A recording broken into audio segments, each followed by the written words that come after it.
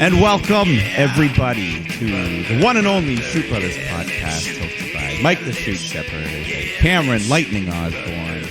Yeah, it's getting better every week. We're switching it up anytime, but what we're not switching up is what we're here to do, because we are the only wrestling podcast in this business. So how else are you going to get your news? You know, there's a lot of wrestling out there. Can't always watch it. There's literally no other way to hear about wrestling news. We are the sole source on the planet, possibly. Yeah. Or sometimes, you enjoyed the show so much, you want to hear more. You want some recap. You want some different perspectives, maybe some things you didn't even know, some fun facts, some trivia. We got all sorts of stuff like that.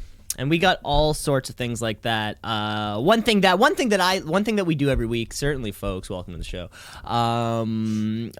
We scour that internet, that Twitter box, and every week we present to you the tweet of the week.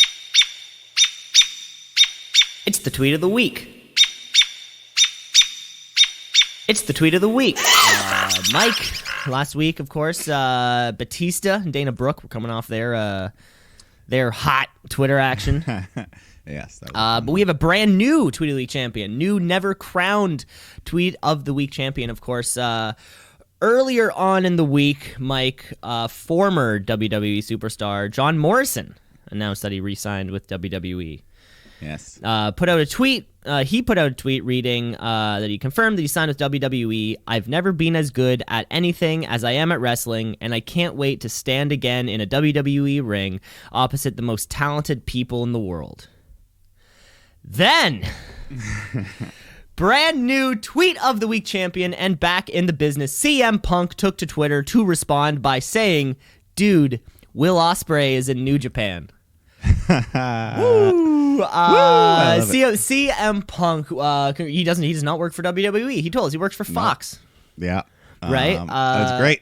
That one I actually didn't catch, so that was great to hear that one. Fantastic. CM Punk, you're a new Tweet League champion. Of course, Will Ospreay responded to the kind of he responded to the little thread and just saying that he was, he's really flattered by CM Punk's words and thanks, guys. All those sorts of things. But this is okay, so is this CM Punk fucking with Seth? Or is this, because this is now twice now that the conversation of is Will Ospreay the best wrestler in the world has come up this year. Yeah. I can't think of anybody else who that's kind of come up about. Is Will Ospreay the best wrestler in the world right now? I wouldn't pick him number one, but that's just personal preference. But I feel like they may be planting the seeds here for CM Punk definitely believes what he's saying, but I think he's also trying to maybe put that feud somewhere down the line. Rollins versus Punk, WrestleMania main event. Like, this does have, there's no other reason why. Yeah, it does feel a little shooty or a little worky, maybe. A little worky, a little both, I guess. A little both. So, so this tweet's come out now, but with the stuff Ospreay and Seth Rollins had before. Where's the shoot meter on CM Punk Seth Rollins match? Is it? Are you hot right now? Are you cold? I think we will see it. So I mean, I think it's real. I think Punk will wrestle again, and I think Seth Rollins will be one of his opponents. That's about it. And do you see that happening like by Mania, or you think maybe this year might be too soon? This might be a slow burn. Maybe next year or 2021. But if Punk's ready, if he wants to go, that could be. I don't know. That could be this year. Because I think CM Punk's probably like early 40s, right? Kind of maybe close to AJ Styles and Randy Orton up there. Yeah, but I think Styles is just a freak. He can keep going another 10 years. Forever. He will. Yeah. He's just so athletic. Like Christopher Daniels. Will not stop. That guy's like 10 years older than AJ. That guy probably had matches with AJ back 25 years ago. When they were on the playground. Yeah, exactly. When everything was black and white. So there you go. John Morrison, or not John Morrison, he caused this whole thing. He caused the whole thing, but I think CM Punk, you are the real earner. The real champion. Real champion. His first title since 2014. Since the walkout. All right. How much do you know about John Morrison, anyways? Nothing much. Just kind of like Cole's notes of what I've read up about the dude with the Miz, former tag champ, a couple-time tag champ, maybe like an IC champion, maybe. Yeah, I think so. ECW champ for a bit, but no, he's actually a pretty good wrestler, very athletic. So we'll see. I mean, he's like 10 years older now, but we'll see. I mean, if nothing else, the WWE universe loves people coming back, like that nostalgia pop. Yeah, like he's well known enough that people will be like, "Oh, cool." They'll react for a bit. Yeah, which is all I think Vince wants. He wants people to react for a bit, and then and then until we find our next thing to react for a bit too. We'll see. He could just he'll be smaller, skinnier Drew McIntyre. I wonder how these things work. So people coming, like new people being signed to the company, whether they go to NXT first or rather straight to the main roster. Now that the USA Fox competition is kind of there, do you think? If who do you think is kind of pulling those strings? Right? Are people within WWE saying this guy goes to Raw, this guy goes to SmackDown, or John Morrison is signed, and then his USA Network like we want him? How do you think they play that game? I don't know. John Morrison, he might not be a big enough name for them to make a big thing of it. But he seems a bit bigger that he's not going to NXT first.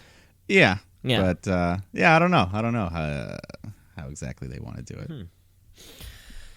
Who knows? Fine, you get this one, I get the next one. You just got to play ones. You can have Morrison, but I'm getting Punk when he comes.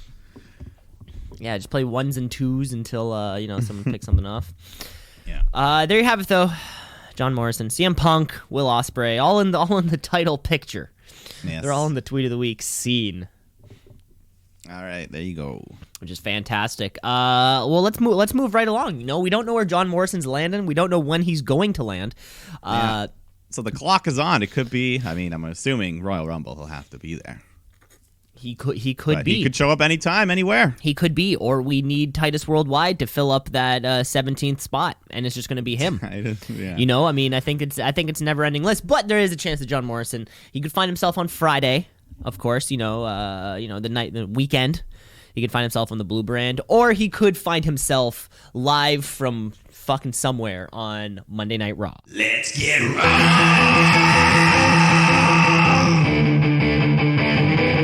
Let's get raw.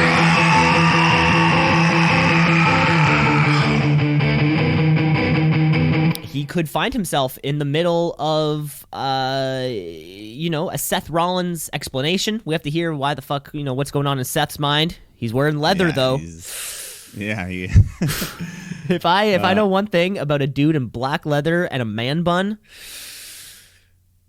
what, can you trust him? I don't know if we can trust him. But we do need to find out why the Authors of Pain kind of helped him out. We have I think the Kabuki Warriors are doing a little thing this week that we were promised, and we might have other questions. Who knows? I think I had 2 going into this show. But first off, Seth Rollins did kick off Monday Night Raw in a nice black leather thing. Like if he was Triple H, this would be his. I think this would be like denim. His full suit and tie. No. Oh, his full suit. Yeah, this is. I think this is the highest Seth will go in terms of what he's wearing. He won't wear anything more than this. To a mixed reaction, he's kind of getting. I don't know. He's getting booed now because we still don't want to see him, but he's getting cheered because maybe we're seeing him a little bit in a better way. Now that he's starting before. to be heel. Yeah, and there's that pocket. I'm sure there's that pocket of fans and kids that still want to burn it down. Just like that kid when we went to Raw a few years back with the Roman Reigns kid. Yeah. And he was just so confused why we were booing. He's like, what's wrong? Why don't Roman's a good guy. He had the wrist guards and he had the little thing and I'm like, "Oh, kid, you'll get it one day. You'll understand what we're doing."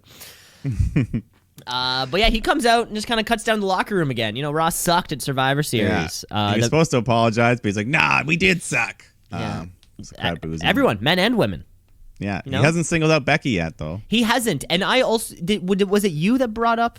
Yeah, well, Becky. So now this is 2 weeks. Her not being there the other week. Yeah, 2 weeks in a row now she hasn't been on Raw. They did do like a backstage thing for YouTube, but they should have just put it on Raw where she was all fired up, cutting a promo saying she wants to defend her title, but nope. we want to hear Seth complain. So Yeah, they get some good promos in those like WWE.com exclusives. yeah, there's some good stuff. I think I somehow was directed to this Sonya Deville backstage WWE.com promo from like 3 months ago or something, right? Yeah. And it was fantastic. Yeah, I'm like watching this thing like, shit, why wasn't this on television right now? I don't know, but he does call Kevin Owens. He does call Kevin Owens out to the ring, claiming he owes him an apology. But that's crap. Yeah. Well, yeah. Seth, he says, I think you're working with AOP, and what you're saying smells like when the rodeo comes here to Nashville. That's where it was. Mm-hmm. And he says it smells like bullshit, which was fully uncensored. Bullshit. Wow. That's they didn't let Ziggler say dipshit, but bullshit. That's a good. I guess that's more technical. It's, yeah, I guess bullshit is because he's talking about the rodeo. So, yeah, maybe it makes a little more sense. Anyways, then the AOP come out and they challenge Rollins and Owens to a tag match. So Seth's like, yeah, let's do it. But Owens is like, no. He's like, are you fucking kidding me? Which is fantastic. Yes, he's not the typical stupid... Faces look so dumb all the fucking time. Yeah. Every single baby face that we see is a fucking moron. A lot of them. And not this good Canadian Owens. boy. He's just like, no, Yeah, I will get the shit kicked out of me if I do that. Yeah, 3-on-1, no thanks. So, but then he's like, you know what? Let's just do it right now. I'll take you all on. And then Rollins just goes, nah, and he leaves. And then AOP just kind of let him walk by. So still teasing that are they together thing. But then Owens challenges his AOP to himself, and they just leave. So Owens is like, fuck it. Give me anybody. Come out here. Give Fight. me anyone. Yeah. So then everyone's favorite, Lana, comes out. Just starts cutting a promo. Owens tells her to shut up, and then she's like, if Rusev shows up, he's going to jail. So Lashley comes out, and we get a match. So Lana is going city to city, getting specific restraining orders from various police forces. Is that how restraining orders work? I sort of thought you got one, and so then I it's believe, applicable all over the place. I think it's like a state thing, so from state to state. It's just statewide. It's a state-run. Yeah. And no, I actually saw. I was doing for my bar exam. I was doing some research here. Of course. Yeah. Apparently, like restraining order. Congratulations, by the way. I haven't passed it yet. Oh shit. Like it's state by state, and like some states, it basically, like the cops don't even really need to enforce it. They won't really do much, whereas other states, it's a serious offense to violate the. So I don't know. Anyways, you can have them made in anywhere, but poor Lana having to go to every single city's police department and filing individual claims every single Monday. And at Starrcade, everywhere they go, like the first thing just keeps following. He knows the schedule. He knows where the show's going to be. They're on the same show, of course. I think Nashville's their home state. Actually, I think they live in fucking Nashville. So of course, like they're on the same show. How you know? Yeah, this can't work. But like, do you think Vince cares that there's a restraining order? Not Vince, the guy sitting in Gorilla writing the show. I mean, like, so he owns a company. And somebody in the company has a restraining order against somebody else in the company. But he still requires both people from those company to be in the same building. Yeah. So he doesn't give a fuck about the law. No. Like the real Vince, or like head honcho Vince, not Gorilla Vince. Well, okay. Well, now we're speaking many different. We're talking about the real Vince within kayfabe. Yeah, we're talking kayfabe. Restraining orders. We're talking kayfabe Vince right now. Kayfabe real Vince. Kayfabe real Vince. Yeah, not Gorilla headset Vince. Yeah. Different Vinces. Well, clearly he doesn't care because he allows this to continue. So eventually Rusev comes showing up, of course. But the cops, they can't get him. He runs away. So Lashley yells at the cops, and then he just kind of bumps his shoulder into one of them as he's walking away. So the cops handcuff him, place him under arrest. Lana freaks out and slaps the cop in the face, so they slap the cuffs on her. The crowd actually did react to this, but they're going to jail. Fantastic. They're going to jail. You know what? If nothing else, like sort of molding two storylines together. I mean, I feel like this did take up a big part of the first chunk of the show. It felt like it took on maybe 30 minutes or something. But yeah, putting two storylines together is just kind of a great way to get them both done. We dealed with our Seth shit. Okay. We dealed with our Lana Lashley shit. Okay. Let's keep moving, you know? Yeah, get it out of the way early. So Get it out of the way early so the rest of the show is going to be hot. Your numbers are dipping in that second half, so we need a reason for people to stick around. Yeah, so let's get some men's action here with Drew McIntyre taking on Akira Tozawa. I think Tozawa, he must be Vince's cruiserweight of the month right now, so he's getting, like Cedric Alexander and Humberto before him. So, but no, this was fun. Drew just got to toss them all around the ring, and he hit one of his best claymores I think he's ever seen. Is Tozawa just sells it like that was champ. Huge. Yeah, what I've sort of seen with these cruiserweights, first it was Cedric Alexander with AJ Styles a bunch of time ago, and then kind of like Humberto Carrillo is here now. It's like I think these 205 Live guys can give great matches and they can sell. Yeah, and they can do exciting stuff. It sort of seems like instead of using that, instead of using that jobber thing just to get people over, like get these guys over this way. Yeah, and the crowd does seem to be getting behind them now that they're getting some more meaningful matches and this is not just cruiserweight versus cruiserweight every time. This feels far more effective, especially you do have these, the Cedric Alexanders and the Tozawas. Maybe not the Jack Gallaghers, might not be putting on the same caliber of, against guys like Drew McIntyre. But I think watching a David versus Goliath physically will always be it's such a simple story that everyone can get behind. Exactly. Yeah, and whether Goliath or David wins, you just want to see the exciting. Just want to see some fun, yeah. Even if David gets his ass kicked, he'll do a backflip and land on his head, and it'll be cool. Mm-hmm. But then after the match, Drew starts cutting a promo, calls out Randy Orton, and he does come out. And then Drew just starts berating him, and Randy's like, "Who are you? You haven't earned anything here. You got a problem. Let's do this." And then OC come out because they're mad at Orton for costing the U.S. title, AJ's. So then Drew's been doing this a lot lately. He just leaves like, you're on your own. He did that last week too, right? He just fucking left. I just kind of let if he doesn't have to get his hands dirty. Which again, I feel like, if it's at a commercial break or just a good time for that to happen, if it's not your story, you can stay the fuck out. Yeah. A crowded U.S. title picture, why crowd this AJ Randy feud? Which, by the way, I forgot we saw this match at Mania. Do you remember that? That was this year, AJ versus Randy? Yeah. Weird, I don't remember what they were fighting about. They weren't really. Oh, they just threw it together. Yeah. They were just there. Exactly. But, and just like we did with those first two segments, like get Drew over, get Randy out there, get AJ and Randy together. Like we kind of, in 1-2 segments, you kind of do 3 or 4 things. Yeah. So Drew leaves, and then the 3 members of the OC just gang up on Orton until his best friend Ricochet comes out. The Nikki Cross to his Alexa Bliss. Oh, that's nice. And then Humberto Carrillo, he's like, "Hey, what about me?" He comes out to make it 3. So, but oddly enough, we did not get a 6-man tag match right after this, which is funny. I as soon as you come back commercial, I'm expecting Carrillo, Ray, and Ricochet on one side. So I enjoyed that twist a little bit. Yeah, this. Do you also feel as though this whole superhero thing has to stop for Ricochet? Yeah. Okay. Yeah, I prefer him having no character than to this.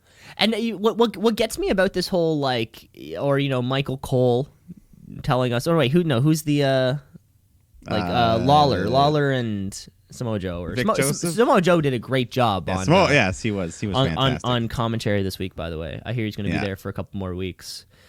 With there's so many with superhero movies out. We all know what superheroes are, and we know that Ricochet isn't one of them. Like, we know that superheroes can fly, and they have, superhuman strength or some kind of radiation that led to a power or something, and we know Ricochet doesn't have that.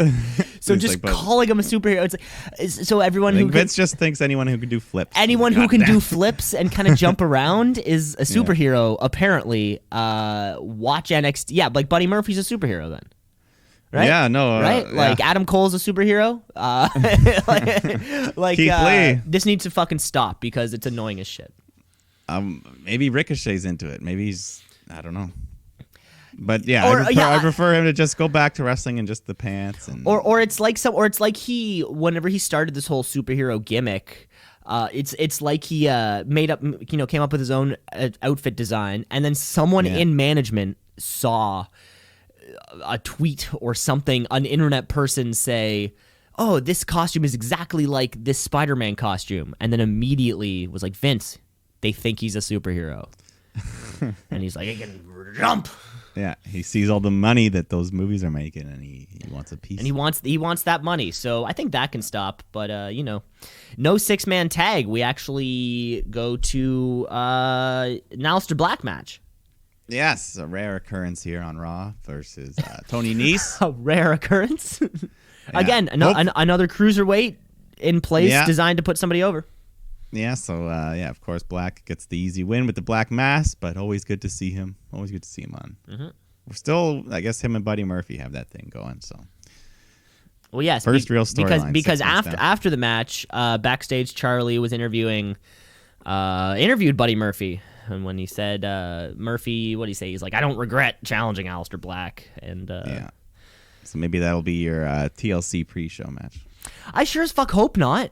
Oh my God! There's no matches. There's no matches on the card. Fucking put it in the middle or something. Yeah, this is gonna be a mystery. Oh my God! Card. Is there nothing still on the card?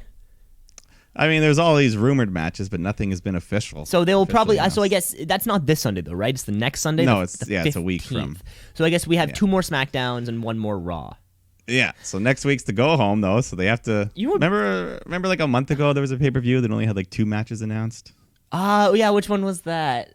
It might have been not Hell in a Cell. I don't know. Either way, I think it might have been Hell in a Cell. Maybe it was Hell in a Cell. Yeah, we only know the 2 cell matches or something. But you know what though, I feel as though if there was an unannounced like card, or like they announced 1 match and then it was just you're gonna have to fucking tune in and find out, I would almost be more intrigued to tune in and find out. Yeah, it could be fun. Like imagine, like I don't know. I'm just picturing. It's like a mystery, a loot bag. Yeah, you know there's going to be, let's say, a Daniel Bryan Fiend thing. They're like, okay, there's going to be 1 TLC match and everything else is just going to be, because we could, you end up with getting a Black Murphy, or imagine we get like some kind of like Cesaro Buddy Murphy fucking 20-minute barn burner. Yeah, just good wrestling matches for the sake of being good wrestling matches. We'll see what's cooking in there. But let's move on, Mike, because we have some 24/7 action coming up shortly. Well, there's another quick squash in between that. Mm-hmm. Andrade versus Eric Young. Oh wait, is that? Yeah, it all kind of rolled into one. Yeah, it all kind of rolled into one. All right, so Eric Young, he got a little bit. He actually got a bit more than I thought he would in this match. Big elbow drop, but Andrade gets the win with that hammerlock DDT. And then, yes, of course, as you said, then Truth comes running out with his 24/7 title, and the gaggle chasing after him. And then he runs and hides behind the front row. At first, well, I guess I still don't really know who these people are, but Kyle Busch, the 2019 NASCAR champion, and his coach Michael Waltrip. Is that his Come name? on, you never watched TSN highlights 15 years ago? Yeah, but I don't give a shit about cars racing. So the NASCAR guys, they were there, and they help Truth hide, and they point the gaggle in the other direction. So they all run away, and Truth's like, yeah. But then the coach, he unzips his shirt to reveal a referee shirt, and then Kyle Busch rolls up R-Truth to win the 24/7 title, and they stroll away. Is Kyle Busch, NASCAR champ, 24/7 champ, is he still the champion? I imagine not. Usually when on YouTube. There? Yeah, on YouTube, basically Truth just rolled him up, won a title back. So there you go. Yeah, that's what they do when they have these celebrity things. Like they win it on the show and then they lose it on the WWE.com a couple hours later. Yeah, most of these celebrities aren't going to take a bump. It's always fun. I mean, I think a guy. I mean, I don't know where Kyle Busch is from, but I'm gonna say. I mean, I bet Nashville loves NASCAR. Yeah, it was probably a big pop, and I think I saw something. They were going to the show, like anyways. They were going to be there, and Kyle Busch had been on, like, in a backstage segment, like, 10 years ago or something. No, 10 years ago. His people reached out to WWE, like, hey, we're going to be sitting in the front row. This is just, who we are. And then got a call back, like, do you want to be involved? And they're like, okay. And then end up with a little title win on your... There you go. Yeah, he's having a good year. Goodyear, sponsored by Goodyear. Goodyear, sponsored by Goodyear Tires and NASCAR. Let's move on. One of my more intriguing storylines of what's happening right now is what's in the cage. What's in the cage? What's in the cage? I mean, everyone wants. You got to want to know. Even if you don't like Eric Rowan, the curiosity. And here's the thing. I think my reaction is going to be one of two. They're going to be the extremes. Either I'm going to be so stoked on what's in the cage, or so incredibly underwhelmed that I'm going to man, fuck this. No, nothing in the middle. I'm not going to see something and be like, oh.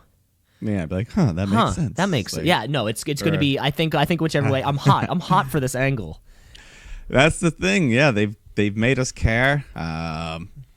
We know No Way Jose's not in that cage because he's out here to fight Eric Rowan, unfortunately.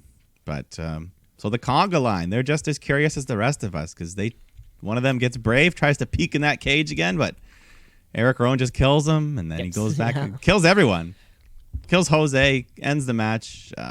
We still want to see what's in that cage, but it's too bad. Eric Rowan right now feels like this part of the storyline, what's in the cage or whatever gimmick he's going with, was still the plan they had for him on SmackDown and kind of moved him over. It sort of feels like he's gone a bit cold. I am super into this cage. Yeah, but I don't think I just don't get the vibe that people care that much. And maybe I feel as though if maybe he stayed on SmackDown, where he was just kind of already at home, maybe things would have been a little hotter for him. I don't know. It's all gonna come down to what the big reveal. That's what's in the make cage. or break. That It's could make kill or his break. career. What's in the cage, right? Yeah. At the end of the day, that's all. Let's move on. We want to know. Let's move on to some women's action. Last week, of course, Charlotte Flair got misted. So I think this week we already knew that we were getting a handicap match. I think we were told that already. Yes. Yes. Charlotte Flair versus the Kabuki Warriors in Asuka and Kairi Sane. Yeah, and this was actually quite good. Quite good match. Flair puts up a real good fight. I think I even saw Dave Meltzer say something like this was one of the best handicap matches he ever saw. No shit, Dave. Oh my god. Yeah. What do you think? This was fun. Yeah. What do we think Dave's highest rated women's match is? He's never done 5 stars. Never a 5-star? I'm thinking. I think one of the Bailey Sasha got 4.5 or 4 3/4. Yeah, I'm wondering what that Becky Charlotte match at Evolution was. That was probably 4.5, 4 3/4. I wonder. Yeah. No, still waiting for that. Still waiting for that 5-star match though. Yeah. But it's going to have to involve Charlotte Flair. Very likely. Very likely. She is one of the best at it. Charlotte, Rhea Ripley, book it right now. There you go. There you go. But eventually, so Charlotte's got Asuka locked in the figure 8, but she did not see the tag as Kairi Sane is legal, and she hits an insane elbow right onto Charlotte as she's arched up, which looked great, and she gets the win for her team. So even in a handicap match, that's still a pretty big pin for Kairi Sane to get over the 10-time women's champion or whatever. Yeah, 10 times. Yeah, it's funny. Like, Charlotte keeps getting put into spots where she has big matches, and everybody feels either way about it, right? A lot of people love Charlotte. A lot of people are pissed that she's always getting these opportunities, right? And a match like this is one of those matches where I watch it and think to myself, like, maybe 3 other women on the main roster could have put up as good of a handicap match as Charlotte Flair did. Yeah, no, it was great. I see. Can't complain about the wrestling. You certainly cannot complain, right? But I watch matches like this, and I'm like, yes, this is why Charlotte Flair gets pushed, because she can do things that like Carmella could not have put up this handicap match. Not talking against Carmella. These are just kind of like apples and oranges in terms of like what these people are doing in the ring. Yeah, it was good. It served its purpose. Like, she still looked great in defeat. And the Kabuki Warriors continue this push they're on, which has been very good. All around. And did you hear the new theme for the Kabuki Warriors? Did you take note? I did take note. And it's not that it's nothing too crazy, but it's better just than nice to have. It's immediately better than 10 seconds, then crossfade, and then 10 more seconds. because Kyrie doesn't even do the pirate right now. No, we're off the she's pirate just evil. gimmick. Which is cool. I like her. She's got a real fire underneath her. She looks crazy sometimes. I like it. Yeah, it's like she's doing like an evil pirate, evil pirate. Yeah, gimmick. Yeah. All right, another jobber match. We had Skip. Squash. Skip. A lot of those. Okay, Viking Raiders win. Skip. On to the main event. Yes. So we did get a 6-man tag, but it wasn't exactly as we saw. It wasn't earlier. exactly the pairings we saw. Yeah. Of course, I like that the OC is now the OC. It's the three of them. Yeah, I guess they're like the top group on this show. One of the only few groups of more than 2 people, really. Well, I mean, that's the thing. I mean, AOP is involved with this main event scene right now. Yeah. Now that Seth is kind of thrown in there, Viking, even the champs, the Viking, they're the champions, right? Yeah. What the fuck are they doing? It is fun to have a stable sitting around the mid card level. Yeah, I like it. Also, keeps things in balance. Exactly, because and I mean, it's we just need a good guy stable. Why are there no good guy stables? Yeah, there's friends and acquaintances, but we need a power group. Like a good guy the New Day, of course. They're when they're healthy, there's 3 of them. But if I'm thinking top stables in the WWE right now, Undisputed Era, Yeah. the OC. Yeah. And that, I mean, possibly wherever this AOP Seth thing goes. Mm-hmm. This will be interesting. Yeah, we're ready. We're ready to grow these stables. Yeah, but the match we are gonna get is Ray, Humberto Carrillo, and Ricochet taking on the OC. Yeah, they asked Randy Orton, but he's like, "Nah, I don't need to do that. I gotta go vape. I'm not sticking around to the end of the show. I'm going home." My jewel pod needs to be filled up. Yeah, so this was your standard 6-man tag. Match was fine. Crowd was into it. Finish comes around when Styles is on the top turnbuckle. Ricochet goes for that Hurricanrana, but AJ catches him and he hits the Styles Clash off the second rope, which is always a great looking spot, and he gets the win. But then at the end of the show, Orton did stick around. He comes out, gives AJ an RKO just for fun. Just for shits and giggles. Yeah. So is this is a pretty crowded U.S. title scene right now, if all these guys are kind of in it. Well, I mean, I think you kind of have to take every because it's when your world title is not being defended. Yeah, suddenly, at least not till January. At least not till January. And even so, it's not like it's an open fucking market like it is down there in NXT. You have to put everybody in your mid-card title scene.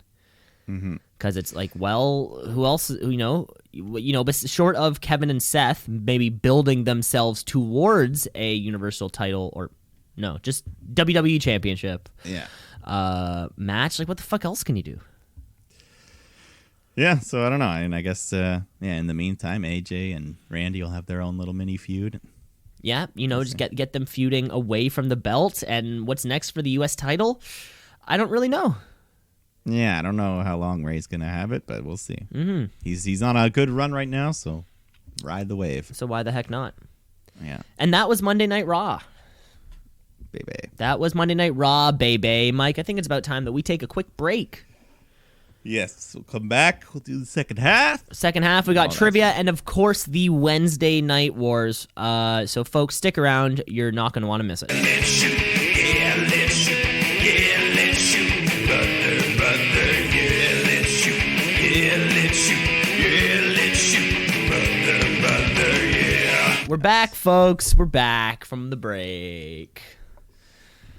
Boom. Yes. Now. Let's just let's get right into it. There's no sense us moving away around it because we always start the second half of our show off with some intense, thought-provoking, well thought out trivia.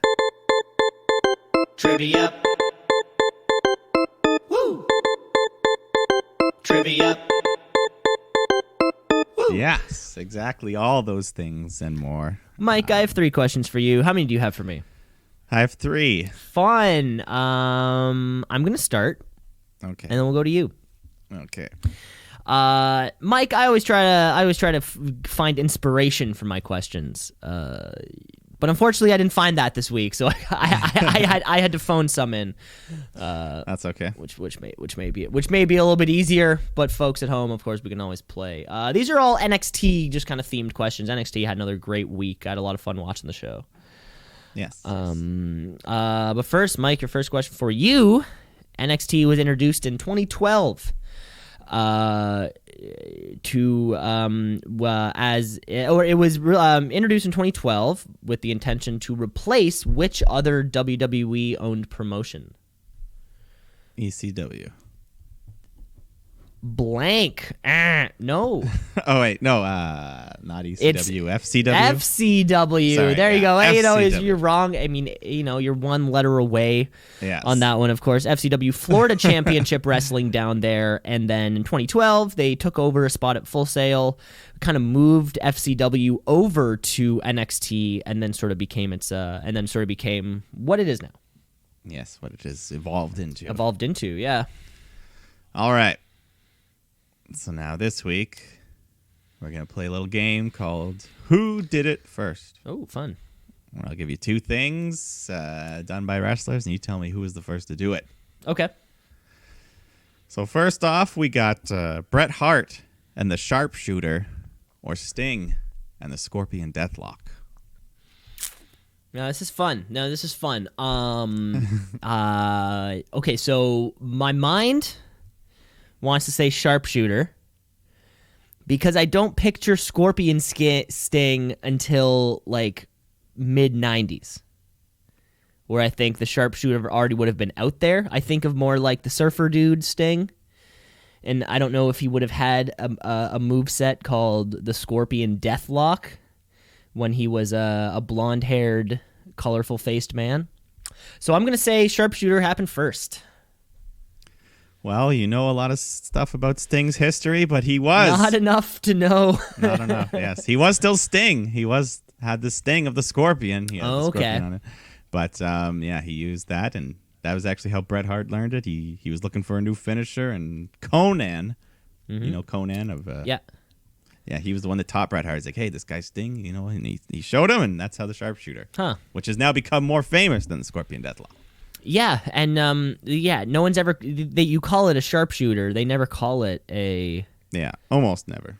Have you also noticed that... This is something that I've just noticed recently. Like, nobody else in WWE does the RKO. Nobody. But in AEW, they just call it a cutter, and then it's all good. Yeah. I just noticed that last week Ray Phoenix had a match where he kind of does that like jump, roll, jump, cutter kind of thing. And every single time JR will just like, oh, with the cutter. Yeah. Like, fuck, yeah, it's a move that anybody can use. Why does the Ran Man have... Well, I think it's various. I mean, it's not to say that people can't do it. Like a stunner is pretty much a cutter, but Stunner's a cutter. And now I'm watching WWE matches because even with watching AEW television, we'll see like one a week, at least one, two, maybe. Yeah. Now, and another one, they don't. Whenever Jericho, they just call it the Lion Tamer now. It's never the Walls. Yes, they never say the Walls. But that's another Sharpshooter, Scorpion Deathlock. Yeah, and that's a whole other thing. Name it. Yeah, or that's still, it's just a Boston Crab, too. It's just a Boston yeah, but, stop giving shit your own name. Anyways, there you go. I mean, the women's right is really just that Big Show punch, right? No. Big Show goes chugga chugga choo choo with his hand before he does it. Of course, Mike. NXT question number 2 here for you. Yes. In the inaugural tournament for the NXT championship, who did Seth Rollins face in the final round? Jinder Mahal, baby. I'm looking through this like inaugural tournament, and there's like 2 people who nobody's fucking there. It's like Seth, Bo Dallas, Curtis Axel's there. Yeah. No, I mean, as amazing as NXT has become, it was a bit of a build. Mm-hmm. You know, the early episode, like when the Ascension held the tag titles for like a year straight. God, that was not. Are they still? I mean, they were fine, but do you think they're still employed by the company? Yeah. Oh, okay. But yeah, they're not. Yeah, but yeah, they're not really releasing people much these days. So no, that doesn't say much. But all right, back to who did it first. We've got Rikishi and the Stink Face or Vince McMahon and his Kiss My Ass Club? So some ass and face related. This is all the two ass to mouth maneuvers of the WWE.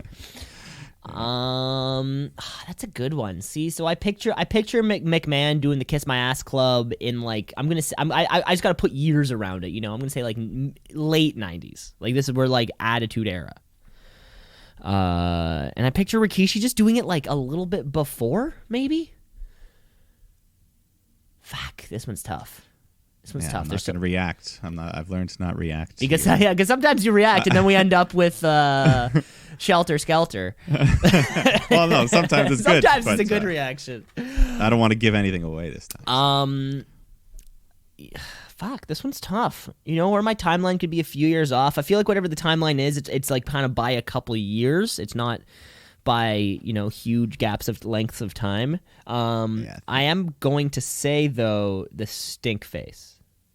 That is correct. Hey. Rikishi. Yes. Yes, that they were about a year apart or so. Mm-hmm. Okay. But yeah, that ass and face, that was a no one's doing any ass to face maneuvers these days. It's that PG television, right? No one's just throwing their ass in somebody else's face. Yeah. There was even a woman, I think Tori Wilson did it for a little bit, the stink face. Oh yeah. But her ass wasn't as exposed as Rikishi. I was gonna say the pink face? The sumo thong. The pink face. Oh. Is that what you said? That's what I said. Yeah, I think I'd like that one. I think so, yes. Right. Mike. Your final NXT question right here, Mike. And this is going to be, I'm going to give you a list of 4. It's multiple choice, so it's multiple choice. The question is, who is the youngest crowned NXT champion? The youngest person to ever win the belt. Is it Neville, Big E, Bo Dallas, or Adam Cole Bebe? I'm going to go with Big E. Big E is wrong. Bo Dallas is the answer. Bo Dallas won the title belt just a couple weeks before his 23rd birthday.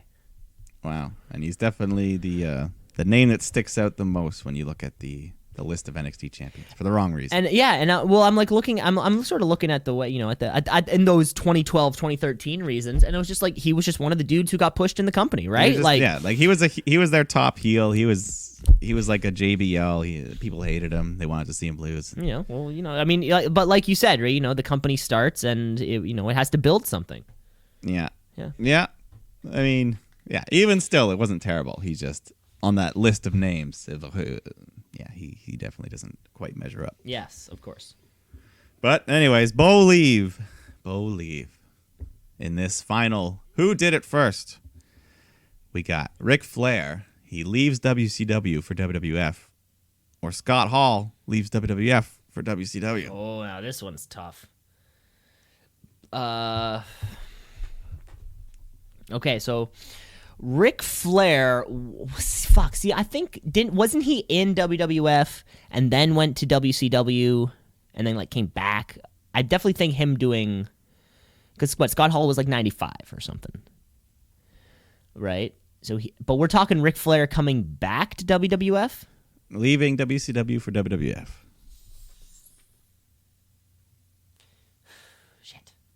Okay, because what? So there was the the 92 Rumble or something when he won the title, or the early 90s Rumble. So he's in the WWF then. And then I'm trying to picture him in the Monday Night Wars, and I can't really picture him on WCW's side. So I picture that he would have been in WWF then. Unless he did it before all of this that I'm thinking of. I can picture him in WCW late and early. Fuck. You know what? I'm going to say Ric Flair did it first. Ric Flair went to WWF in that early 90s point, and then Scott Flair went to Scott Hall went to WCW in mid 90s, 95. So Ric Flair, final answer. Richard Fleer. Richard Fleer. Okay, so yes. What's my timeline on that? Your history was pretty much spot on. Yeah, he was early on in WCW, then he left for WWF for a bit, won that Rumble, won the title, hung around, then he went back to WCW to close it out until it went out of business. And then he came back. Kind of like to WWE. post NWO or post like that. Yeah. You know, that big thing. Yeah, like he kind of like he was there for some stuff. But he wasn't, and he was never in the huge angles. Because then did he go WCW to TNA after that? He went to WWE, and then he went to TNA, and then he went back to WWE. Okay, yeah, and now he's just a free agent. Now he's just walking around, having cocktails. Now he does music videos and hangs out with Post Malone. Yeah. Oh, rappers love him. Rappers love Ric Flair. Get that drip, whatever it is. Oh yeah, you mean the Ric Flair drip? Yeah, that's what it is. Apparently, that's his ringtone, and Charlotte Flair hates it. That's what I've heard. Yeah. Well, because of fun. course, only old men have their phone on like loud and feel- not just vibrate. Like super loud. They don't even know it. And I bet he has typing- it for like his text message notification. So they're just like sitting around at dinner, and all they can hear from the other room is just Ric Flair's phone, just going Ric Flair drip go woo on a. I feel like a Rick and Charlotte reality show would be a lot of fun. Yeah, Just Rick getting crazy and Charlotte like, Dad, oh my God. Way better than that. Hogan Knows Best. Or Wasn't that what it was called? Holy Foley. Holy Foley, yeah. Yeah, Hogan Knows Best. I actually watched sometimes. It was a good trash reality. Yeah, it was too racist. This was before all that came out. I think Hulk Hogan had similar views. Well, I mean, he was always racist, but we didn't. He was always racist. He just didn't. I mean, I never liked it. Hulk to begin with. This was more watching for didn't, Brooke. He just didn't This say is it for out Brooke. loud. Yeah. Brooke on the beach. There you go. That's our trivia. There's the trivia for the week, folks. Let us know how you did. Send us your own trivia. Shootbrospod at gmail.com. Send us your scorecards. Yes, of course. Yeah, we're going to get shooty categories out to you if you want to. If you ever want to get back to us and let us know, because of course our year-end show it's going to be a great time. We have all of our year-end awards coming out. Yes, we're working diligently. We're counting the votes. We're working on the categories here. We're putting together a nice show. We got suits being made. It's gonna be fun. Custom tailored. Suits. I want the my jacket's gonna have tails. You know, like Bugs Bunny has when he conducts the opera. Like Mark Quinn. Oh yes, or Quinn, very very similar. Yeah, we're both gonna be Private Party for New Year's Eve. That's kind of like what I want my formal New Year's garb to be like. With the little yellow bushy hair bit in the middle there too. All right.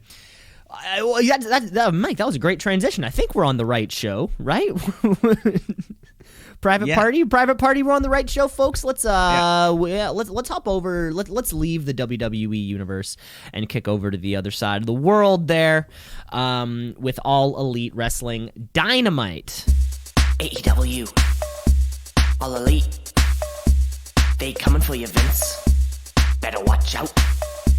It's too sweet. Yes. We're a month and a half, 2 months into this fucking show. Yeah, it's flying by now. It's like week 10. Flying by.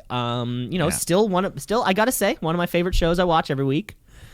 So which is fantastic. We and just like every other AEW show, just packed full of matches. We kick off this week with a 6-man tag.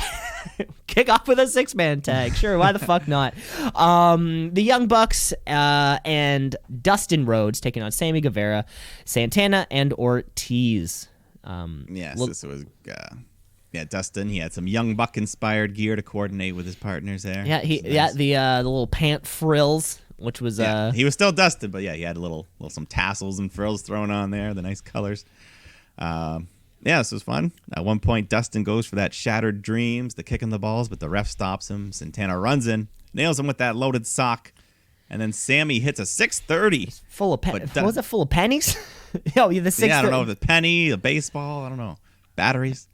But Sammy Guevara hits a 630, but Dustin kicks out at 2. The 630 senton is an impressive. That's a pretty big move to be kicking out of. That's a pretty big fucking move. There were so many. I think that's Ricochet's finisher. Everybody. Maybe that's to get back at Ricochet because he stole the code breaker. So they're like, Jericho's like, hey Sammy, can you do that flip thing? I can see that too. I wonder. I don't picture Ricochet and Chris Jericho having a conversation about that.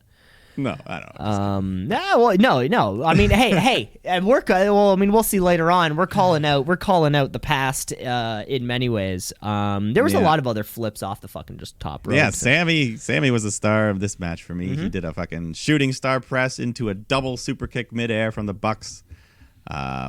And then they go to set up for the Meltzer driver, but then Dustin gets a hold of one of them, so they do like this cool triple version where... Yeah, like a triple Meltzer driver. Yeah, so we had two of them, three, boom, boom, and then they get the win, Dustin and the Bucks.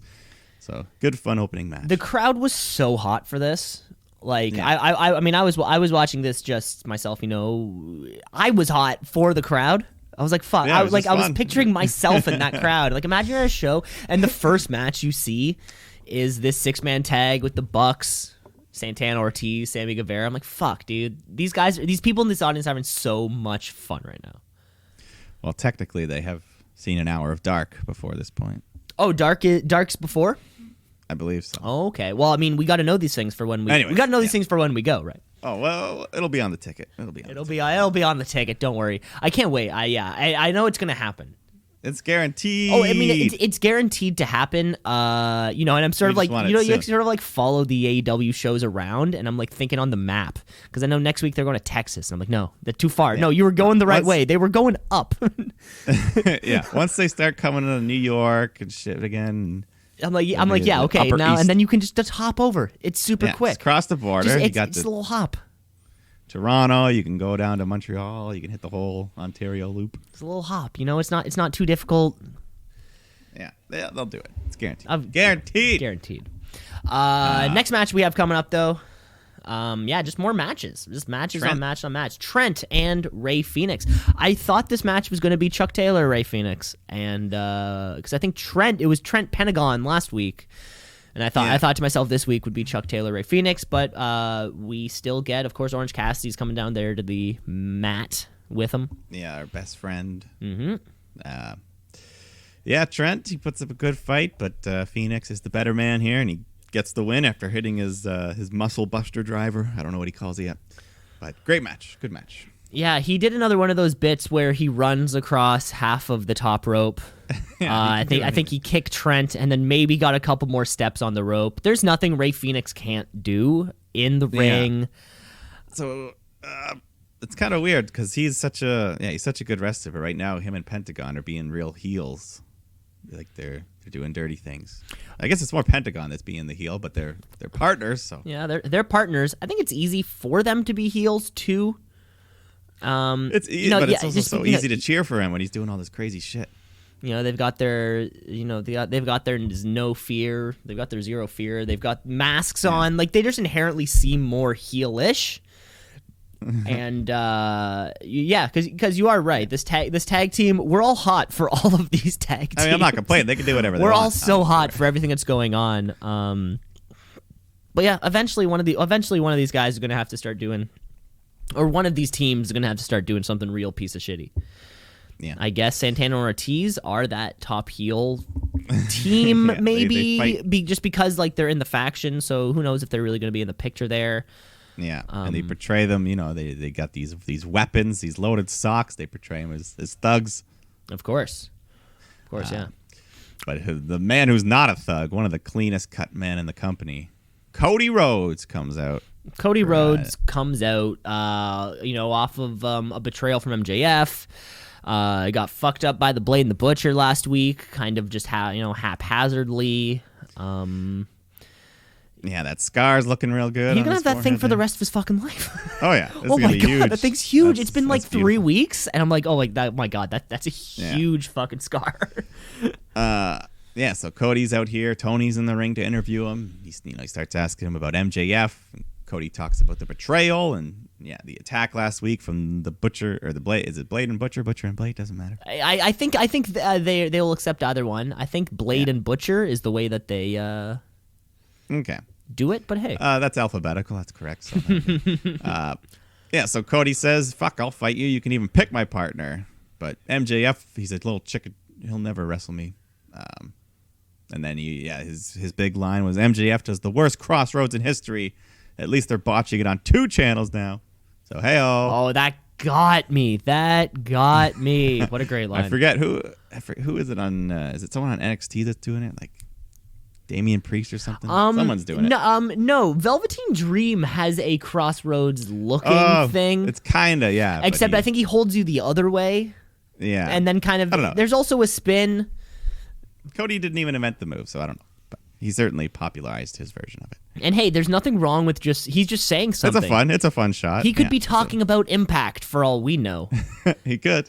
Yep. You know, non-specific shots are much more fun because, you know, it's just like we could interpret anything. You have to be creative and think about a funny way. Well, speaking of that, did you see the commercial? I did, but that was like that's a poll quote. That was literally a quote from Forbes. Okay, so folks at home, what we're talking about, there was a commercial in the middle of, or maybe it was before, whatever, NXT, where it's flashing through, you know, clips, and then clips of what professionals, you know, reporters, whomever, have actually said. And it flashes to a pull quote from Forbes that reads just pretty much flat out like AEW is better than NXT or something. Yeah, it's like smashes NXT, destroys NXT. Yeah, AEW destroys NXT. So, Mike, what's going on? Yeah, so I think apparently, I think this was more a TNT thing than an AEW thing. That certainly. Yeah, Uncle Dave chimed in. He's like, "This was. I don't think this was." He said, "This is stupid to kind of just promote the other company, even say their name, give them free publicity." Certainly, I don't see. I mean, and again, I don't know anything about anything, but you know, wrestlers having specific, or the company having say in which ads runs over their product. I don't know how much, especially just a promotion for the own network, right? This would have been TNT, just, okay, throw in that commercial. That commercial could have been, it's probably also during NCIS, and you might get one, at halftime at a basketball game. It's just sort of like their stock AEW promotion. For now. I don't see it as a malicious move. That being said, I don't think it's malicious. It's just I think it kind of has an inverse effect on them. It's like, why even bother? If you're smashing them, why even bother mentioning them? Imagine seeing that and someone's like, "Oh, what is NXT?" and they end up do you think the NFL is going to mention the XFL anytime? Yeah, the NFL smashes the CFL. Yeah, so, I was like, "Yeah, we." Well, or there could be one guy out there. What's the CFL? Yeah, they love passing. More than one guy. They love yards. Passing, 3 downs. But Cody, anyways, back to Cody. He starts offering MJF items to have a match with him. He takes out his car keys. He takes off his watch, his shoes. His red bottoms, bro. His red bottoms, yeah, those Louis Vuitton. But he even has a briefcase come down to the ring cash. with $50,000 of cold hard cash to go with that $49,000 ring from last week. Wow. And to prove the money's real, they take out $100 and give it to some kid. Some kid in the front. That was fun. Yeah. And so Cody's just like, come on, name your price. I'm waiting. Let's do it. So he continued, but no MJF. No MJF. Yeah. This. So Cody's 2 for 2 on these last promos. Yeah, he's fired up. Like if I'm still thinking, I do believe promo of the year is a shooty category. Was that included? Or if not, it could be included. If I'm making a short list for, let's throw it on. Well, yeah, we're gonna throw it in. If I'm making a short list for promo of the year, add this one to the list. Cody Cody has this way of just engaging all the fans. I think we're so fucking bought in to Cody Rhodes too. Like, we're so thankful for him. You listen. Cody Rhodes is on the microphone, and you can hear a pin drop in an arena. Like, everybody shut the fuck up and listen to this guy who we love so much. Yeah, I don't know. That's what I gotta say, Cody. Yeah, I'm with you. He's one of the top babyface in the world. In the world, yeah, gotta be top 4. Yeah, either way, he's one of the top. We'll see. He may be winning some awards come soon at the shooties. I don't know. Can't spoil anything. No spoilers. The data is being compiled. Before we did, next up, we did have another one of these quick Dark Order video packages. Yeah, just more.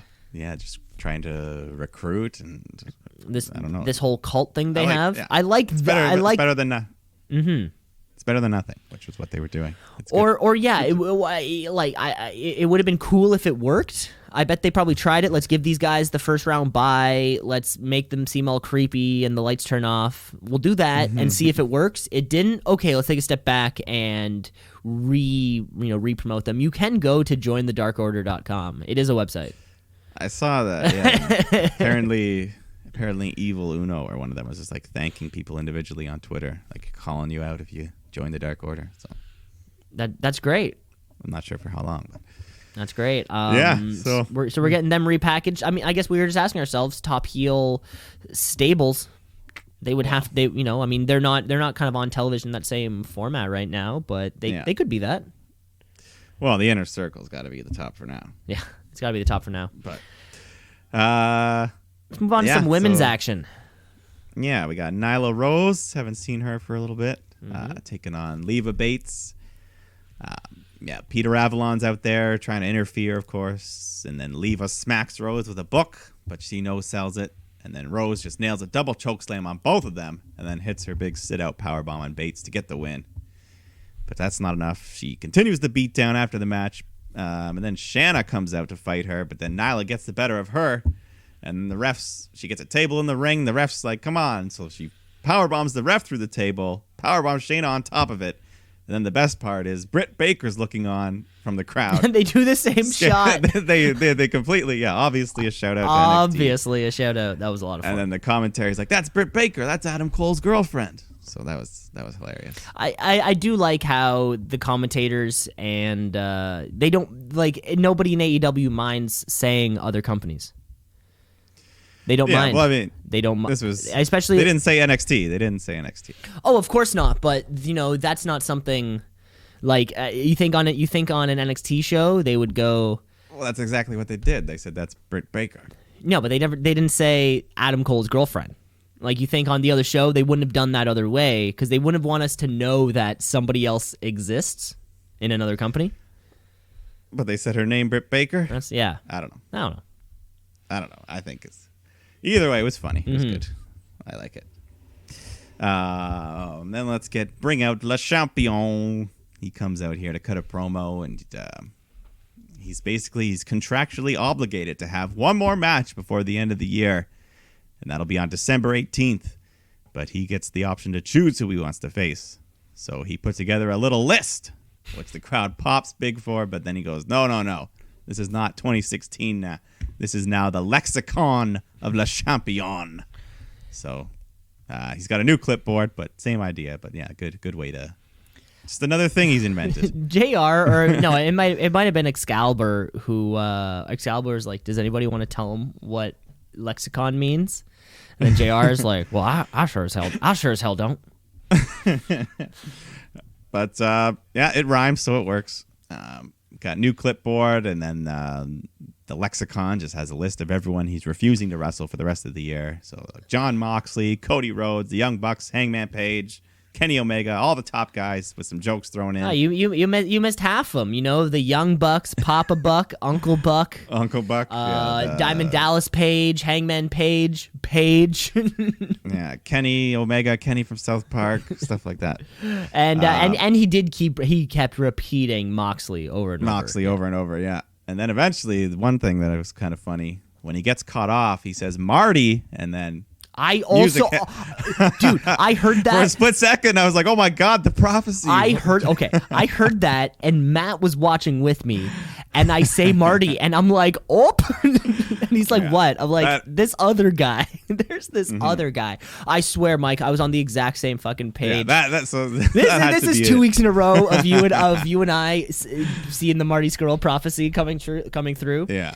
So that had to be a purposeful tease to go Marty. Because I sure as fuck hope so. Because then I'm thinking to myself, who else could he have meant? Like, where could he have been? No other going? Marty on the roster. There's no other Marty. I would like, was he trying to make a rhyme to something else? I'm like, no, Marty Scurll is all elite. It is just a matter of signing the fucking paper. But he does get cut off by the Jurassic Express music, and the three of them come down to the ring. But then Jericho's like, oh, no, you didn't let me finish. Also on the list are dinosaurs and little children. So sorry. So then Luchasaurus, I think this is the first time we've ever seen him speak. First time we heard any of these people Any of them speak, yeah. So at first he just grunts. He's like, oh, but then he's like, no, you think I talk like that? And he starts cutting this intellectual promo. And he says, Marco, he may be small for his age, but he's more man than you'll ever be. So then Jericho's like, all right, well, if it's not you two, you can't mean him. And he points out Jungle Boy, calls him a piece of shit who couldn't last 10 minutes. See, now that's not bullshit. And then Jungle Boy snatches the mic, and we get to hear him talk for the first time. It basically just says he's going to kick his ass, and then all the men brawl, and Jurassic Express are the ones to stand tall, and Jericho just starts throwing a tantrum again, as he likes to do, which is fun. Yeah, but yeah, big tantrum guy these days. Yeah, so 2 weeks from now, December 18th, Jungle Boy will get the final world title match of the year in AEW. That'll be fun. That'll be great. Yeah. So far, a man who's never won in AEW is getting a title match. You know what? And so far, every single one of these people that Jericho goes in a match with, he puts over, and it works. It worked for Darby Allin. Yeah. And Scorpio. I think a Scorpio Sky, a young dude like Jungle Boy, is gonna have a great time on December 18th. Is that next week or 2 weeks from now? 2 weeks from now. Okay. So that'll be. I think that this has the potential to be like one of those Brock Lesnar Bryan matches where the little guy's just getting his ass kicked. He keeps going. The crowds, they make you believe for a moment he might win, but ultimately, it could. Yeah, it'll be fun. People already love Jungle Boy, so this will just be a big moment for him. Did you see that? There was in last week's AEW Dark? Did you see the Santana Ortiz Jungle Express match? I don't think okay. I saw that one. Just quick side note. You gotta watch this match for this one spot where Luchasaurus throws Marco Stunt over top of Santana, Santana, who's kind of standing there, and he just like throws him into a destroyer. Oh wait, yes, I did see that. Don't they God. swing him? Like they swing him and then they release him? Yeah, they kind of go like one. Yes, I did see that. And then they throw him and then throw Marco Stunt into the destroyer, and I did see. That was I amazing. popped. It was insane. Yeah. You know when you're just like not expecting a big spot? You're just kind of like you're like, oh, he's gonna swing, he's gonna do this. You're watching it, you're like, oh, okay. Oh shit. Yeah. You have to rewind and watch it 3 times. Yeah, that was really cool. But let's get some more women's action here. We got Chris Statlander taking on Hikaru Shida, the number 1 ranked woman at the moment. This was a good match. And Statlander, she ends up hitting this awesome cradle tombstone pile driver. Yeah, that looked low. Yeah, that was a good move. Yeah. Cool move. But she pinned Shida, who was the number 1 ranked woman, as I said. So that's a big win for Statlander, and only like her second match or something. Her cradle tombstone, it's called the Big Bang Theory. Okay. Because she's an alien and stuff like that. Get it? And she likes that show. I guess she she loves Leonard. Yeah, is she an alien? Is that? Yeah, that's her thing. Her intro video was all like aliens and spaceships and shit. Okay.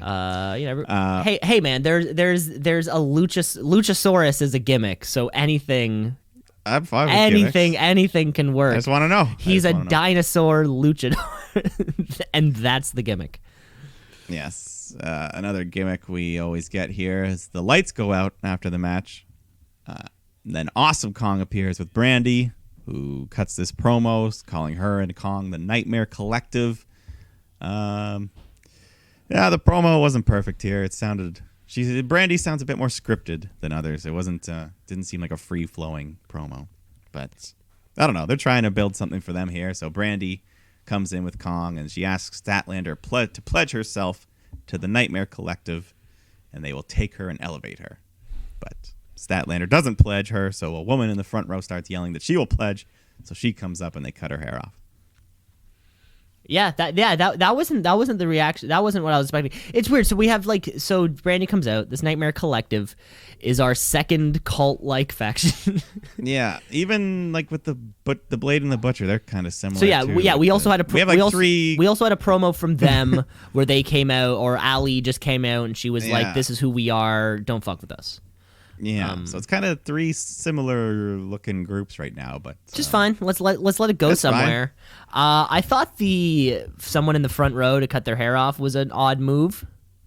Yeah, it's a little. I mean, we all know. I thought instead, if that was a professional wrestler who they hired, and then they're like, okay, that was us introducing this chick, and now next week she joins Awesome Kong and Brandy to kind of add an extra person to their stable. Maybe she will. Yeah, maybe she will. She did go backstage with them after. Who knows? Let's get Christopher Daniels here taking on Pentagon Jr. We forgot to mention this show. The elevated entrance ramp was back for this episode, which comes into play here. The one Cody, the one that forever mutilated his face. But it comes back into play here because Pentagon's laid out on it, and Daniels goes for this Arabian moonsault, but he appears to botch it. Just kind of slips off the rope and just falls hard on the ramp. I also noticed that, and then JR tried to play it off. They moved on. They moved on. They didn't try to redo it. So, shit happens. Yeah, shit happens. Later on, behind the ref's back, Penta kicks Daniels square in the balls and then hits a package pile driver to get the 3 count. So yeah, the heel tactics continue, as we said. But that's fine.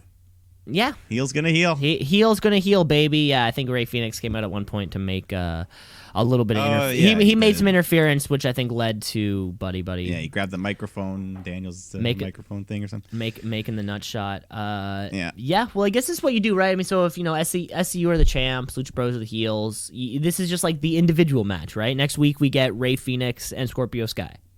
Yeah, that's probably what will happen. Well, who knows? Who knows? I haven't been booking too well lately. But let's move on to the main event. We got the Moxman. The Moxman coming back against Joey Janela. A rematch from their Fyter Fest meeting. Of course, that match didn't count because it was unsanctioned. So this is going to be their or it was Lights Out, whatever. And then they had another one on Dark, didn't they? Right. Yeah. So. Yeah, but this one counts. Joey Janela still looking for his first win in the company. Not quite as wild as their other match, but still some fun wrestling here. At one point, Moxley eats a tornado DDT onto that steel ramp. And then later, Janela comes flying off the top rope onto Moxley, just crashes through the timekeeper's table. That was Moxley's big spot. Yeah, big spot. But Moxley survives all of this, and eventually he hits that paradigm shift to get the win. And then at the very end, Jericho comes out to stare him down to end the show. Yeah, and it was a great looking. It was a great looking paradigm shift too. Oh yeah. When they jump for you and get that elevation, it looks real good. So with no official pay-per-view or no kind of announced pay-per-view yet for AEW, if the Moxman is next in line, do we think do we think we're getting a title match on television, or do you think we would wait until pay-per-view announcement? I don't know. Yeah, so there's rumors of a February pay-per-view for AEW. It's just nothing official, because Le Champion feels like a dude who's not going to just defend on television, or at least in that Moxman, he's like, I'm not defending on TV. Like, you're going to make a spectacle out of this. Yeah, I mean, they could drag it out for another 2 months. Yeah, because why? Yeah, after the 18th, because they've done it before. Off. So yeah.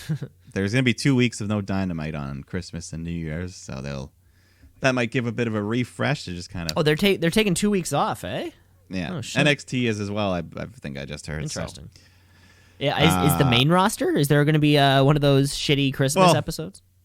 Yeah, because it takes place on like the 23rd on a Monday or whatever. They're like, well, you can still work. So. Well, it's just there will be a Santa Claus, and there will be some bullshit. There will be somebody in a present... Yeah, there'll be a present on Miracle on 34th Street match. A Miracle on 34th Street match. It's perfect. But there's your Dynamite, another pretty good episode. There's your Dynamite, a pretty damn good show. If I were to ask myself too. But going on at the same time. It's the same time of day. It's this, Yes. 8 p.m. on a Wednesday, Ding. where you could probably just flip over a couple networks. Yeah, you could be channel flipping if you wanted to. You could be channel flipping if you really wanted to, and you somehow ended up on NXT. NXT, what does it mean? I don't know, but it's good wrestling. So NXT, watch and see. Gotta tap out a count out of 1, 2, 3. So NXT, Where we find ourselves right now, of course, the new A show, if you ask me, within the WWE, especially since Survivor Series and everything. It's going to be great. It's going to be great. I think we have answers that need to be questioned. No, questions that need to be answered. hopefully answers. Yes, we're looking for it. Especially in our women's division. I think we have a return also, which I was pretty pumped on. But we actually kick off the show with a match between Killian Dane and Pete Dunne. Yeah, these two, they've kind of been feuding on and off over the last little while. They've built up some pretty good chemistry here, so good match. Eventually, at one point, they're fighting. They climb up to the turnbuckle, or Dane's on the top of the turnbuckle. Dunne jumps on his back and locks in a sleeper hold, which starts to knock Dane out, but he just falls backwards on top of him, all that weight, and it just kind of pins him, just lays there, gets a 3 count.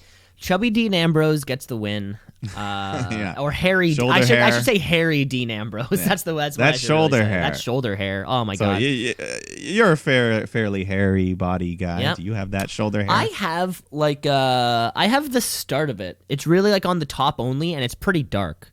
But not like Not he's got not like he's that. got like a bush. But ask me again when I'm Killian Dane's age, and we'll see. Yeah.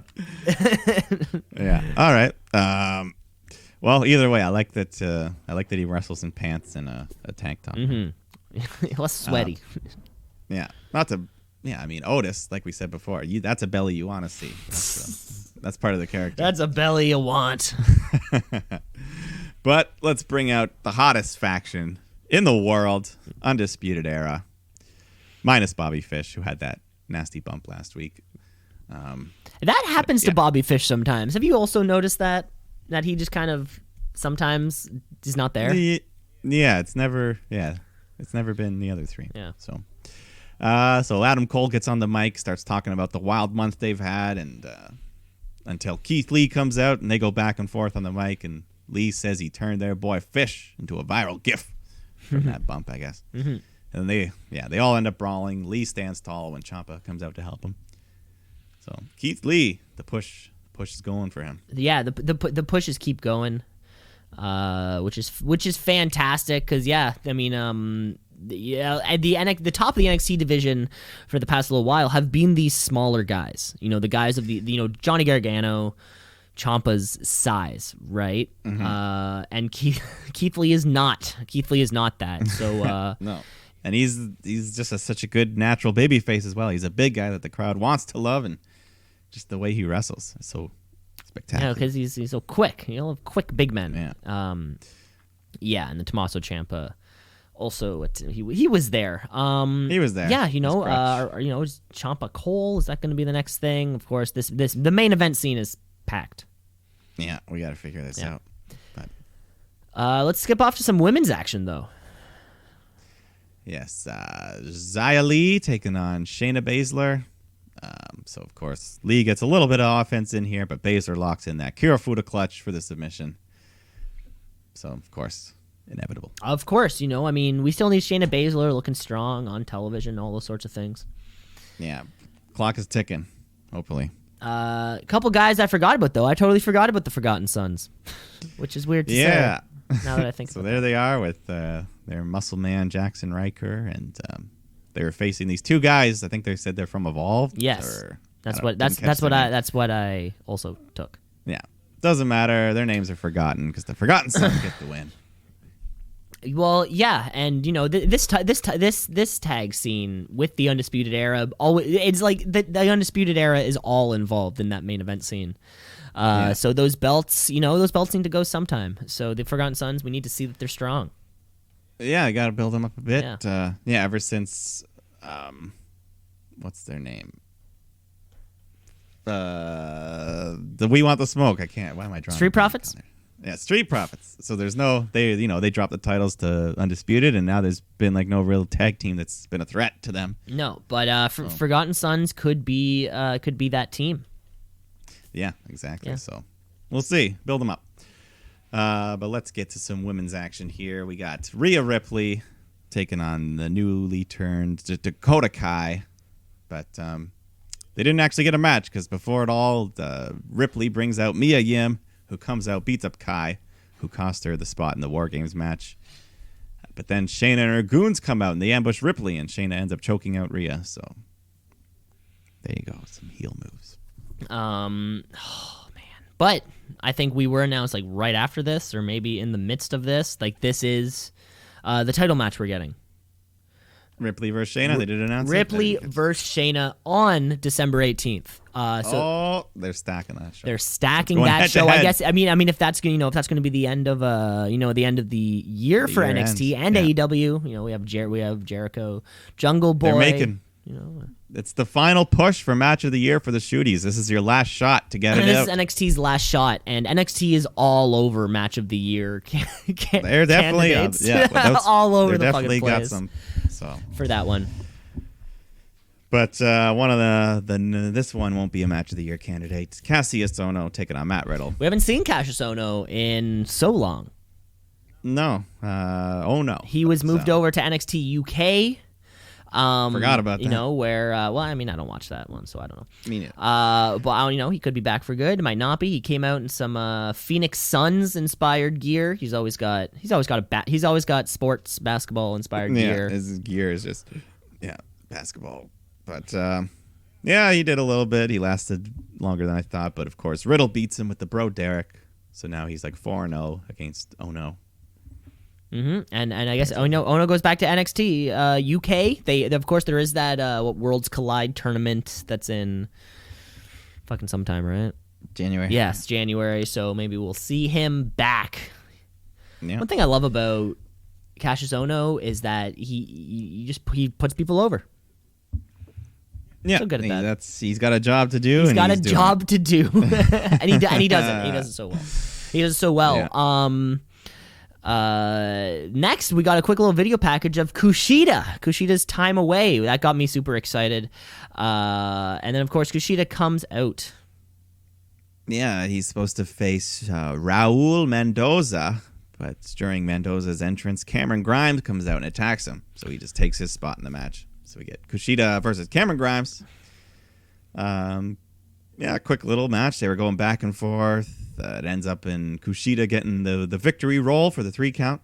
So it was a little quick, but this time last year, Kushida would have been prepping up for Wrestle Kingdom, right? Now when it was a big signing when he came over, some injuries. Now he's back. So how do we insert Kushida into the most crowded title picture on the entire fucking thing? I don't know. I could see we'll build him up a bit. I could see him they could throw him into a cruiserweight title if they want to build that. Why the heck not? That would be fucking Kushida Leo Rush. That'd be insane. Yeah. And just another match for Trevor Lee, which was cool. He had some matches. He's had a couple matches now on NXT, right? Trevor Lee? Yeah. Is that Cameron Grimes? Oh shit, my bad. Yeah, my bad. Cameron Grimes. Sorry, he got the name change. Okay. Cameron, he's had a few I think he was in that breakout tournament a little while ago. And right. He's been on some singles matches. Yeah, but not his day for this one. Not his day. But folks, let's get to our main event because we have a barn burner here. We got Tommaso Ciampa, Keith Lee, and Dominic Dijakovic taking on the Undisputed Era of Kyle O'Reilly, Roderick Strong, and Adam Cole, baby. Yes. I like how they O'Reilly still got the tag belt. He was doing like a double. He had the guitar and he had the one around his waist. Yep, no worth it. Yeah, they don't let Fish bring his title with him home. So. No, he's not allowed to take it home. Yeah, but no, this was good. This was a good, fun match. In the middle of it all, Finn Balor comes out and he gives Adam Cole a big drop kick in the back, which knocks him into the ref. And then Balor takes out Ciampa as well, so he's still on no one's side. But then Keith Lee gets up, gets in his grill, hits a big spear bomb. But then he turns around into a super kick from Adam Cole, who tries to follow up with the last shot. But Lee catches him and hits that big Death Valley jackhammer and gets the pin over NXT champion. Pins the champion. Yeah, huge win for Keith Lee. So the steamroll momentum continues. I guess the steamroller doesn't go very fast. The steamroller continues.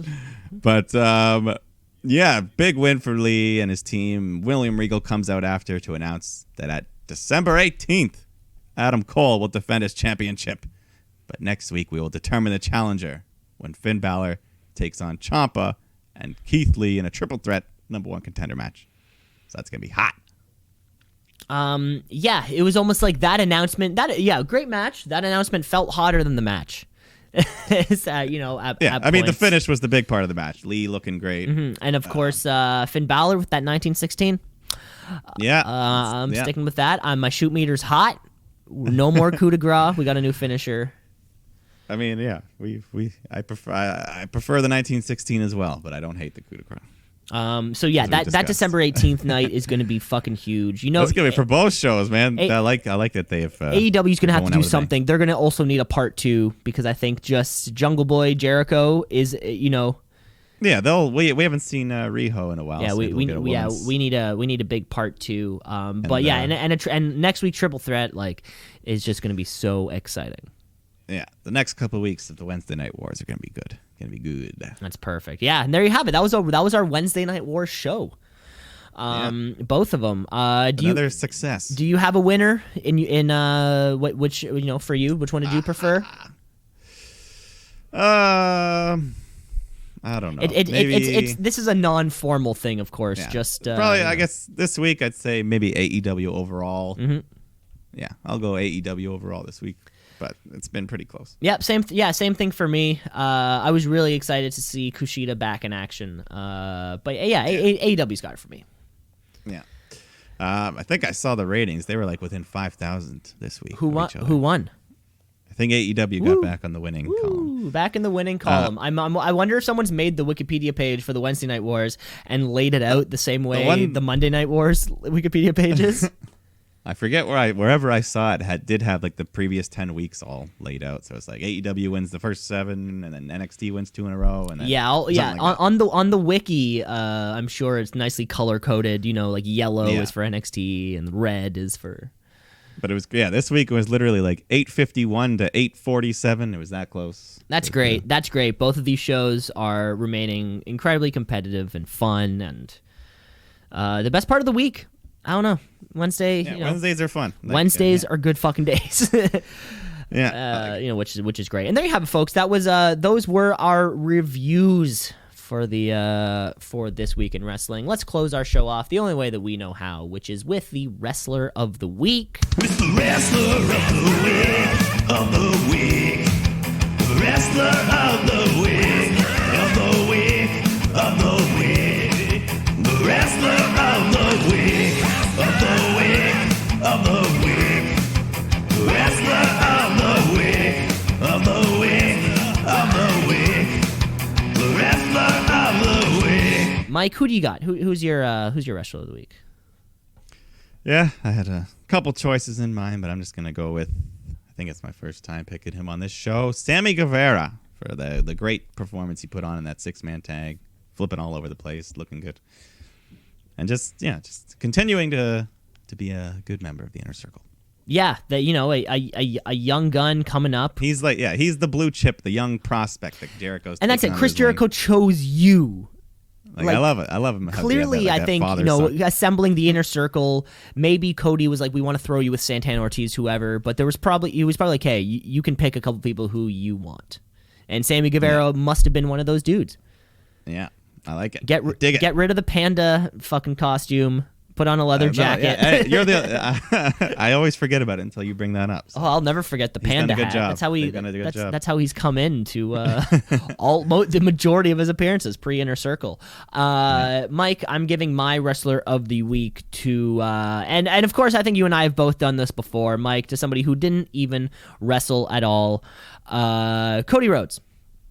All right, Cody Rhodes, or known as Cody, sometimes. Yes. Just these promos that he's given just feel so much different than any other promo, than the other promos that we just sort of see in any other company, right? In any brand, whether it be the improvisational, less scripted nature, or maybe Cody Rhodes is just one of the best people we've seen do this. The fire in his belly that comes out of his mouth, and I don't know what it is. Maybe it's the endearing lisp. But either way, Cody Rhodes, you are my wrestler of the week. Attaboy. And that's it. That's all the time we have here for the show, folks. Remember, you can rate, review, like, and subscribe on all the stuff: Apple Podcasts, Spotify, Google Play, YouTube. Well, next week we might not even be able to preview TLC if there's no matches announced. We might just fantasy book TLC. Just whatever matches we want on the fucking card. That might be the show. Yeah, stay tuned next week when we'll cover SmackDown, we'll cover Raw, and then probably hopefully try to give a little preview to TLC if we can make it happen. We'll see. But that's it. Thanks for listening, folks, and we'll see you next time. Yeah, bye. Shoot.